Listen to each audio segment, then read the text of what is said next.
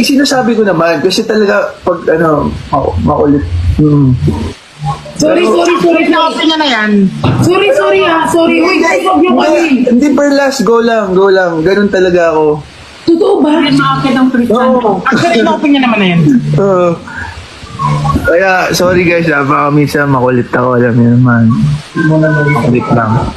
Akin kahit gano'n Sorry guys. Sorry. Ayos lang, tatanggapin mo? Sorry. Uy, mag-end live na ako. Sorry. Ay, hindi. Okay. Per last, okay ka doon.